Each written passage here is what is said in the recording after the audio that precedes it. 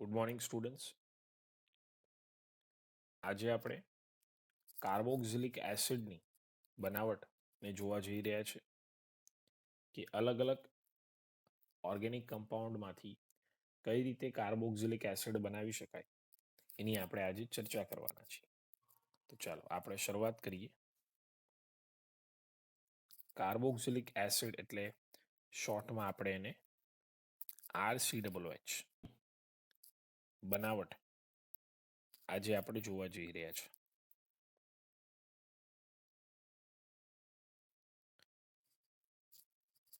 સૌથી પહેલી મેથડ જે અહીંયા આજે આપણે ચર્ચા કરવાના છીએ એ છે કે જો તમારી પાસે નાઇટ્રાઇલ સમૂહ હોય, નાઇટ્રાઇલ સમૂહ એટલે એને આપણે RCN એવું કહી શકીએ છીએ, અથવા તો તેને સાયનાઇડ પણ કહી શકાય. એટલે જો તમારી પાસે આલ્કાઇલ સાયનાઇડ હોય અથવા નાઇટ્રાઇલ હોય અને તમે એનું હાઇડ્રોલિસિસ કરો એટલે કે જલીયકરણ કરશો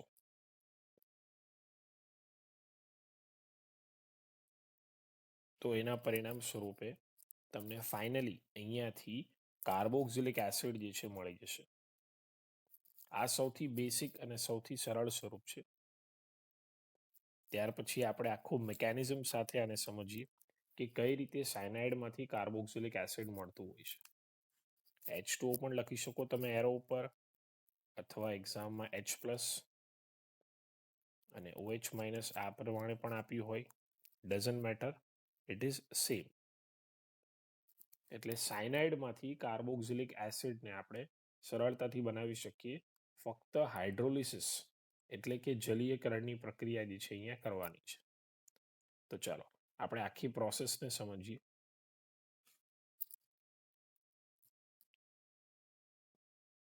સૌપ્રથમ એક શોર્ટકટ દ્વારા આપણે આ પ્રોસેસ જે છે એને સમજવાનો પ્રયાસ કરીએ. ઉદાહરણ તરીકે અહીંયા હું લઉં છું CH3CN.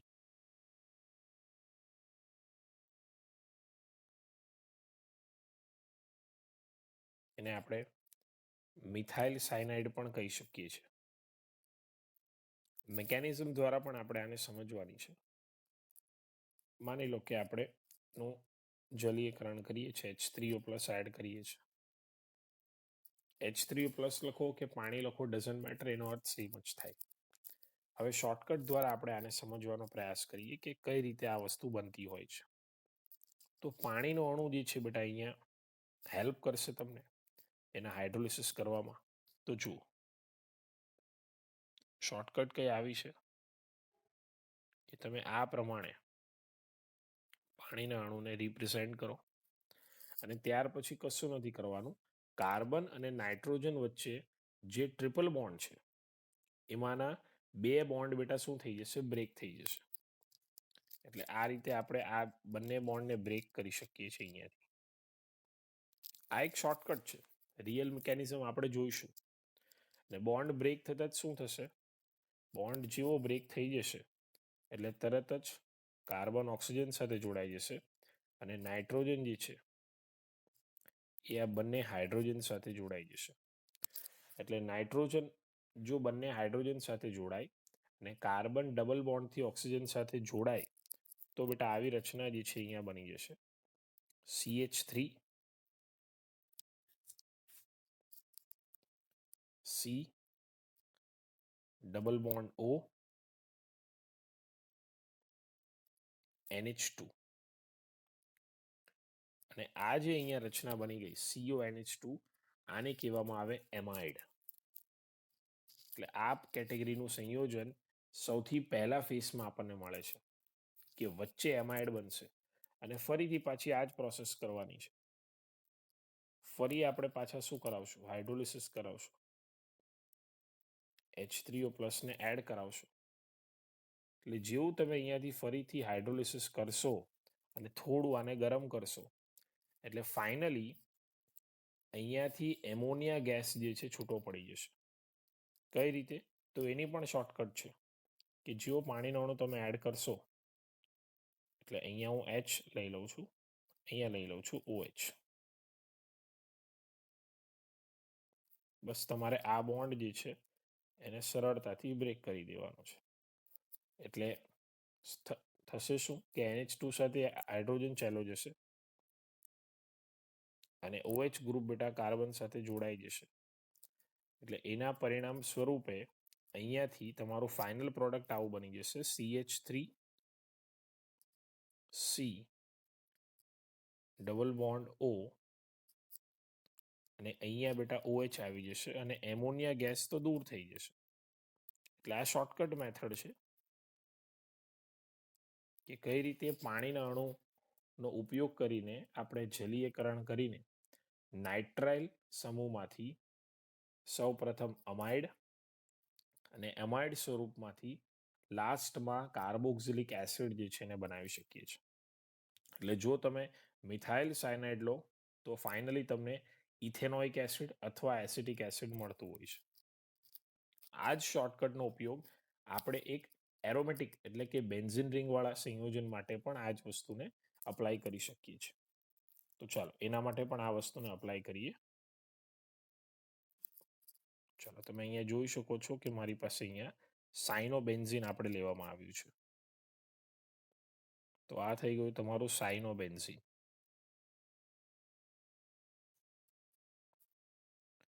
C triple bond N.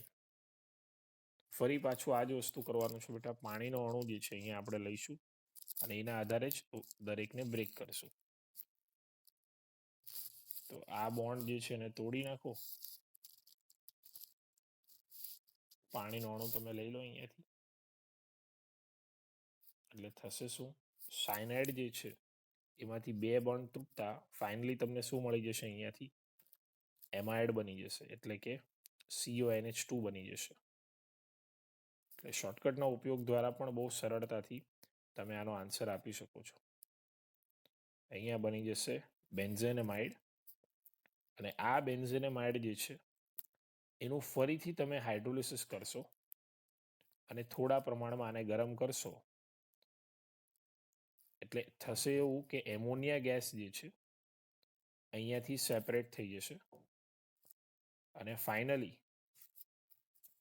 અહીંયાથી કાર્બોક્સિલિક એસિડ જે છે સમૂહ ધરાવતું સંયોજન તમને મળશે જેને કહેવામાં આવે બેન્ઝોઇક એસિડ. એટલે આ રીતે આપણને તમને અહીંયાથી C6H5COOH અહીંયાથી તમને મળશે.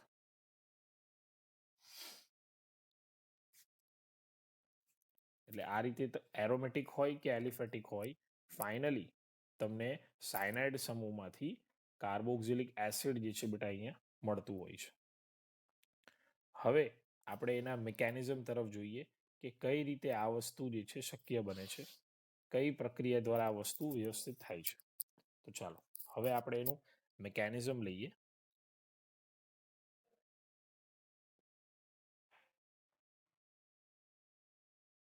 શરૂઆત કરીએ આપણે ફરીથી CH3C ટ્રિપલ બોન્ડ N.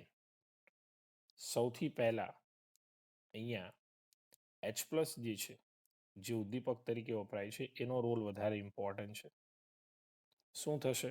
તમને દરેકને ખ્યાલ છે કે ભાઈ નાઇટ્રોજન પર અમદકારક ઇલેક્ટ્રોન યુગ્મ હોય છે એટલે લોન પેરની જોડ હોય છે. નાઇટ્રોજન તરત એને શું કરી દે બેટા? ડોનેટ કરી દેશે, જેના કારણે H+ સીધો કોની સાથે જોડાઈ જશે? એ જોડાઈ જશે નાઇટ્રોજન પર. એટલે આવી રચના બનાવી દેશે CH3C ટ્રિપલ બોન્ડ NH પણ હાઇડ્રોજન જોડાયો હોવાથી અહીંયા કયો ચાર્જ આવી જશે? પ્લસ. ને હવે આ ટ્રિપલ બોન્ડ જે છે એના પાઈ ઇલેક્ટ્રોનને પણ આ નાઇટ્રોજન પોતાની તરફ ખેંચશે સ્થાયી થવા માટે. એટલે જેવા પોતાની તરફ એ ઇલેક્ટ્રોનને ખેંચી લેશે એટલે કાર્બન જે છે એને ઇલેક્ટ્રોનની જરૂર પડશે કારણ કે એના ઇલેક્ટ્રોન તો ચાલ્યા ગયા, પાઈ ઇલેક્ટ્રોન તો નાઇટ્રોજન પર ચાલ્યા ગયા. અને એ કાર્બનની જે જરૂરિયાત જે છે એ બેટા કોણ હેલ્પ કરશે એને? તો કે એના માટે પાણીનો અણુ એને હેલ્પ કરશે. એટલે હાઇડ્રોલિસિસની ઘટના જે છે ને બહુ વધારે મહત્વની અહીંયા બનતી હોય છે.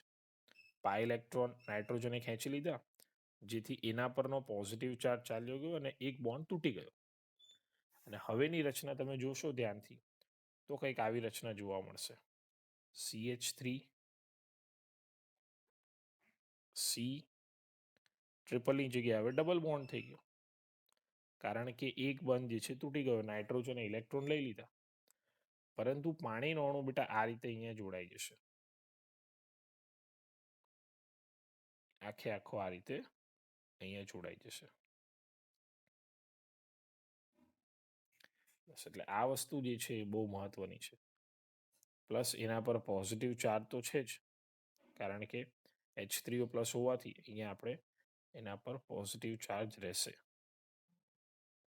ઓકે, હવે થશે શું કે હવે કશું નહીં થાય, એક H+ ફરીથી જે આપણે શરૂઆતમાં વાપર્યો હતો એ ફરીથી પાછો અહીંયાથી નીકળી જશે. કઈ રીતે નીકળશે? કોઈ પણ એક હાઇડ્રોજનનો બોન્ડ તમે તોડી નાખો અને એના કારણે શું થાય કે એના કારણે ઓક્સિજન પોતાના ઇલેક્ટ્રોન પાછા મેળવી લે જે એણે કાર્બનને આપ્યા હતા, અને એક H+ બેટા ત્યાંથી નીકળી જાય.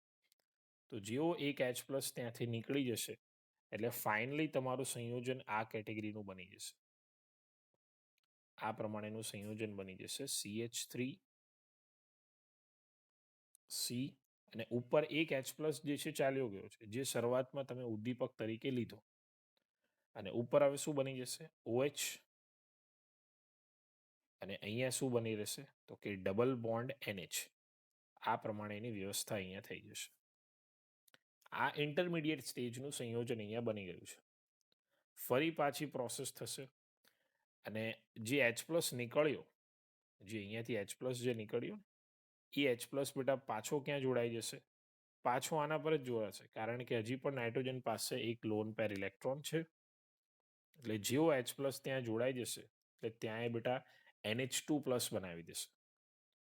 એટલે આ રીતે સ્ટેપ બાય સ્ટેપ મિકેનિઝમને આપણે આગળ વધારીએ. ચાલો બીજી સ્લાઇડ લઈએ. તો હમણાં સુધી આપણે આટલું બનાવ્યું, CH3 C OH, અને અહીંયા આપણું બન્યું હતું ડબલ બોન્ડથી NH. જે H+ એટલે કે હાઇડ્રોજન આયન અહીંયાથી સેપરેટ થાય છે, એ હાઇડ્રોજન આયન ફરી પાછો નાઇટ્રોજન પાસે લોન પેર હોવાથી ત્યાં જોડાઈ જશે, અને એના ફળ સ્વરૂપે અહીંયાથી તમને શું મળશે? CH3 C OH, અને અહીંયા તમને મળી જશે ડબલ બોન્ડ NH2+. આ પ્રમાણેની રચના જે છે અહીંયા જનરેટ થઈ જશે. હવે હજી પણ ઇન્ટરમીડિયેટ સ્ટેજ છે, ફરી પાણીનો રોલ અહીંયા પ્લે થશે, અને ફરી હવે ઓક્સિજન જે છે પોતાનો એક બીજો હાઇડ્રોજન જે છે એને પણ ગુમાવવાનો પ્રયાસ કરશે. એટલે અહીંયા હું આ પ્રમાણે આપણે H લઈ લઈએ. ઓક્સિજન શું કરશે? તો ઓક્સિજન પોતાના ઇલેક્ટ્રોન અહીંયાથી ખેંચી લેશે, અને ઇલેક્ટ્રોન ખેંચીને અહીંયા ડોનેટ કરી દેશે, જેના કારણે શું થાય? કાર્બન ઓક્સિજન વચ્ચે ડબલ બોન્ડ થઈ જશે અને H+ બેટા ત્યાંથી નીકળી જશે. અને અહીંયા તમે જુઓ તો આ દ્વિબંધમાંથી એક બંધ તૂટી જશે. નાઇટ્રોજન ફરી પાછા ઇલેક્ટ્રોન લઈ લે. નાઇટ્રોજન જેવા પોતાના ઇલેક્ટ્રોન લેશે એટલે NH2 પર જે પ્લસ આવેલો છે એ ચાલ્યો જશે અને એ બેલેન્સ થઈ જશે. એટલે અહીંયા એક સાથે મેં બે સ્ટેપ બતાવી દીધા છે. તો જો એક સાથે બે સ્ટેપ તમે બનાવશો એટલે શું બનશે? CH3 હાઇડ્રોજન ચાલ્યો ગયો, અને એ બોન્ડ જે છે એના કારણે ઓક્સિજન પર ચાર્જ ડેવલપ થયો અને એણે પોતાના ઇલેક્ટ્રોન ફેંકી દીધા કાર્બન તરફ. એટલે અહીંયા બેટા C પર સિંગલ બોન્ડની જગ્યા પર શું લાગી જશે? હવે ડબલ બોન્ડ. અને ત્યાં નાઇટ્રોજને ઇલેક્ટ્રોન મેળવી લીધા એટલે ડબલમાંથી સિંગલ બોન્ડ, અને NH2 જે છે એના પર બેટા આવી જશે નોર્મલ. એટલે તમે જો આ પ્રોસેસ તમારી બની ગઈ અમાઇડ સુધીની. એટલે આ રીતે એમાઇડ બેટા અહીંયા બની ગયું. આને કહેવામાં આવે ઇથેનેમાઇડ, એવું આપણે કહી શકીએ. એટલે અહીંયા H+ અને પાણીનો રોલ કેટલો મહત્વનો છે એ તમે સમજી શકો છો. અને સેમ આ જ પ્રોસેસ કરીને ફાઇનલી NH2 થયું, પછી જેવું NH3 થશે એટલે આખું ગ્રુપ ઉડી જશે અને ત્યાં હાઇડ્રોક્સાઇડ ગ્રુપ આવી જશે અને ફાઇનલી તમારો એસિડ રેડી થઈ જશે. જુઓ, હમણાં સુધી આટલી રચના સુધી આપણે પહોંચીએ. CH3 C double bond O NH2 આટલી રચના હમણાં સુધી આપણે જોઈ. હવે ફરી પાછી સેમ પ્રોસેસ તમે કરશો, H3O+ નો ઉપયોગ કરશો એટલે થશે શું? અહીંયાથી સરળતા ખાતર હું H+ અને OH- જે છે એને હું લઈ લઉં છું. નાઇટ્રોજન પોતાના ઇલેક્ટ્રોન લઈને અહીંયાથી ચાલ્યું જશે. એટલે જેવો નાઇટ્રોજન અહીંયાથી પોતાના ઇલેક્ટ્રોન મેળવશે એટલે તરત જ બેટા એના પર એક નેગેટિવ ચાર્જ ડેવલપ થઈ જશે અને એ નેગેટિવ ચાર્જ જે અહીંયા ડેવલપ થાય છે એના પર આ પોઝિટિવ અપ્રોચ કરશે H+, એના પરિણામ સ્વરૂપે એમોનિયા ગેસ બેટા અહીંયાથી ચાલ્યું જશે અને એ એમોનિયા ગેસ જે અહીંયાથી ચાલ્યો ગયો એ જ તમારો બાય પ્રોડક્ટ હતું અને OH જે છે એ ફરી પાછો અહીંયા જોડાઈ જશે. એટલે ફાઇનલી તમારું સંયોજન આવું બની જશે CH3 C double bond O. હવે NH2 તો ચાલી ગયો એમોનિયાના સ્વરૂપમાં, તો ત્યાં બાકી રહેલો OH જે છે જોડાઈ જશે અને એ શું બનાવશે બેટા? તો કે એ બનાવશે એસિટિક એસિડ. એટલે આ રીતે બેન્ઝેનેમાઇડમાંથી એટલે કે ઇથેનેમાઇડમાંથી ઇથેનોઇક એસિડ અહીંયા બની શકતું હોય છે. એટલે સેમ મિકેનિઝમ ત્યાં પણ આપણે ફોલો કરી શકીએ, અહીંયા પણ સેમ હોવાથી એને આપણે સિમ્પલ વેમાં દર્શાવ્યું છે. એટલે આ રીતે બેટા આપણે સાયનાઇડ હોય કે નાઇટ્રાઇલ હોય એમાંથી